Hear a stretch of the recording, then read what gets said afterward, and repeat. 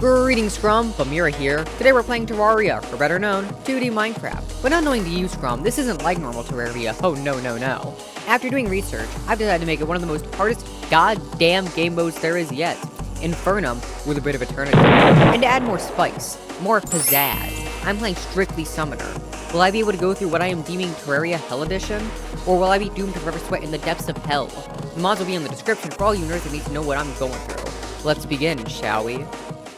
To start off this beautiful world, I turned on Death mode. I turned on Infernum mode, then run over to a mysterious statue and activate Eternity, which leads to children dropping from the sky. But of course! And by talking to the child, I get a child starter pack. Socks, puff in a bottle, some housing, and a goddamn storage system that makes no sense. Life is pretty good right now. That is until I realized I only have a sentry station that does 2 damage. So after making my base of operations, I decided there would be a better time than ever to loot Mother Nature for sweet, sweet loot. This includes a fuck ton of cobwebs, blowpipes, spears, an unholy amount of knives, and that juicy finch staff that we're after. Woo! Yeah, baby! And yes, this is actually perfect. Oh my gosh. And after our scavenge through Mother Nature, we made some crafting stations to really get moving. An emphasis on moving because I'm doing my favorite process, making Hermes boots because finding them is hell. It goes like this: furnace, iron, anvil, chain, woodcutter, loom, silk, Hermes boots. No, this is not cheating. This is to make my life a small less of a hell than it will be later. And with our brand new shoes, it was time to get my next big item on the list: a whip. Since I'm playing strictly Summoner, it's a little hard for me to attack. One may say near impossible, but I strive for greatness, for glory. And so I did the only thing I knew to do, and tried to grind the bestiary. And after being scared by hands that were far too eager to touch me in the dark, I decided it was time to get some armor. As an icon of mine would say, get some drip.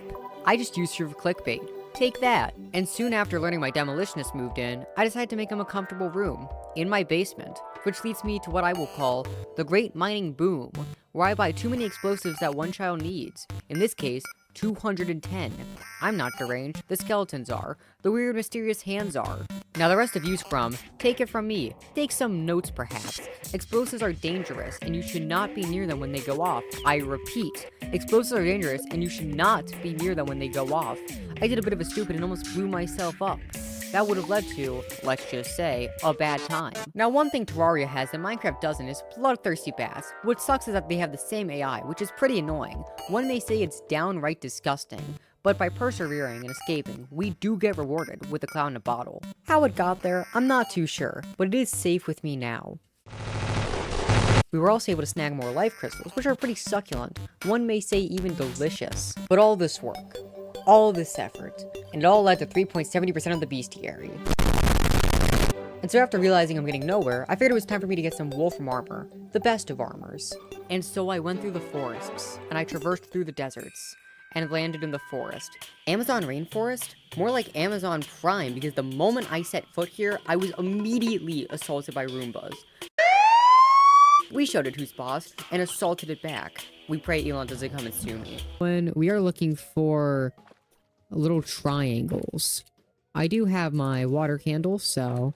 And as if I were God, I spoke them into existence. The only reason I'm after them is because they drop cores, and that makes my armor truly delicious, I know. And by evading them and using my Undertale skills, I took them out with ease. That's right, Merg, I'm after your brand. And by making and equipping our brand new armor, we were able to get some new powers. With the power of Bow, we were able to handle a brand new minion, as well as a special attack! If you have any scrap and press down twice, you can become a cyborg with a machine gun. Sounds really familiar to another game I know. Still on the hunt for a furry, I went to the tundra for more bestiary, but also a brand new summon. But it's turning night though. But we're good at games, we should have no problems. Yep, this is my life now. Stuck in a small crevice in the snow as demon eyes and multiple zombies are harassing me. Like teenagers egging a grandmother's house. What these teens don't realize is that this grandma not only has balls of steel, but also minions to do her bidding. That's right, youngins. I'm out for war. I'm out for blue. And by escaping the infinite amount of zombies, I ended up finding a cloud with glowy things in them. These make stars, which makes my life much easier. Things seem to be going fine. Dandy even. One may even say smooth. Okay. And by calmly handling it. Cool. Great, guys. Just fucking fantastic. We went back to try and not only retrieve my star pieces, but also my money. Money has turned me into a fine person, and I am definitely not driven by greed and an insatiable lust for power. That would be silly, goofy even. And after getting my stars, it was now time to make an elevator to hell, but instantly. I like to call it quality of life. Come over to you. There we go.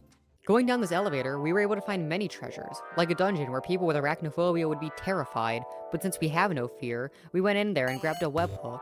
There's also an ancient civilization in Marble where gladiators reside, for some reason. Gladiators in Marble are connected in several I also found a lab. No idea what its purpose is, but I do know that it gives sweet, succulent loot.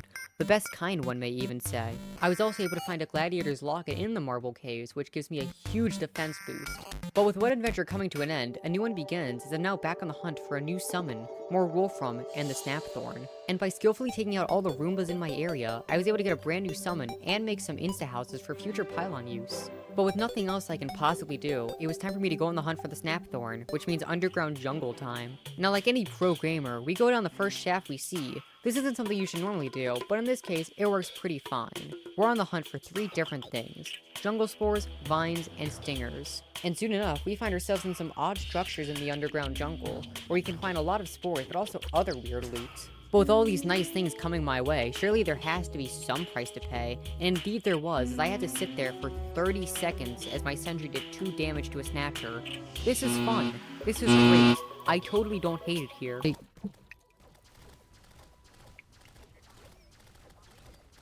Any second now? Wild, okay. Wow, we are getting just the bare minimum amount of stingers. Hey guys, found the temple. 13, we just need 2 more. This is the most painful way to get stingers. Yes. Fucking huzzah. But through determination, we were able to get all the materials and create a beautiful, lovely looking Snapthorn. And with the game progression moving forward quite quickly, it was time to challenge our first boss, the Trojan Squirrel.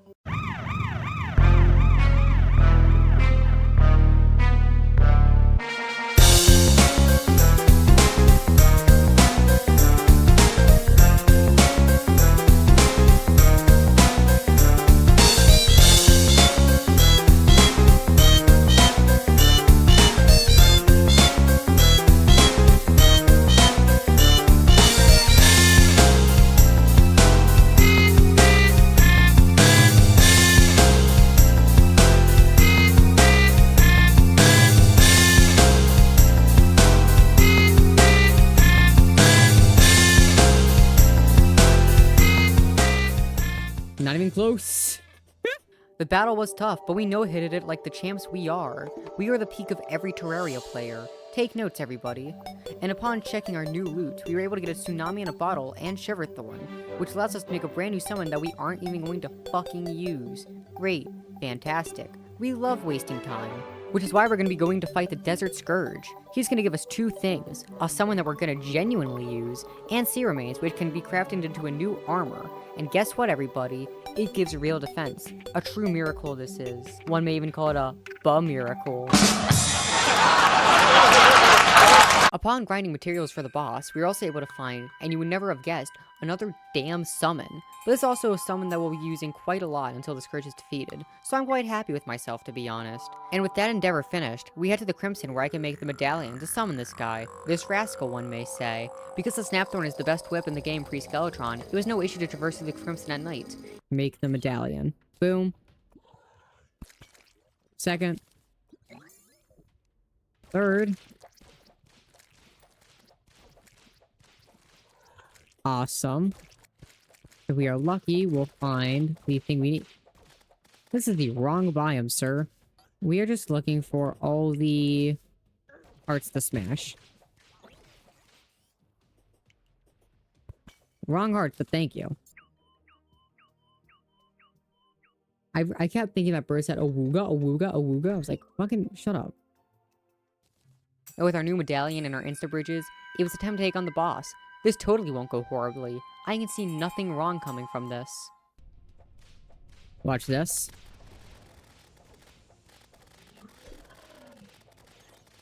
And... Cool.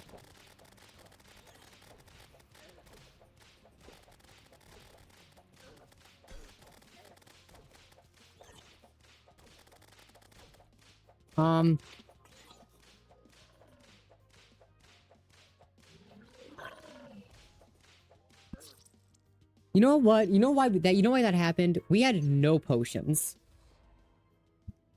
We were actually very potionless. Let's change that this time. Let's fucking have some potions before we go into fucking combat. Okay, we're gonna grab you. Watch this.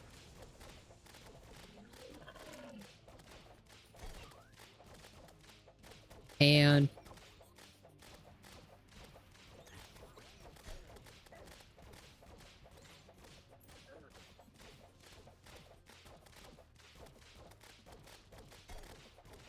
Cool. Fan-fucking-tastic. What was that? That was so bullshit. What the hell?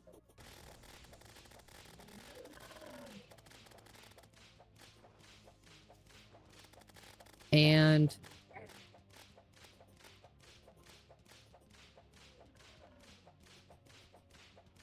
Pay attention.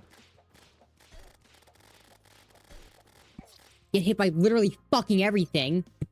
Ah yes, the pinnacle of paying attention. Good job, me. Despite all the deaths we faced, though, it was no time to give up. We need to prove to this damn worm we are strong. We need to show it our immaculate strength, and so we challenge it one more time.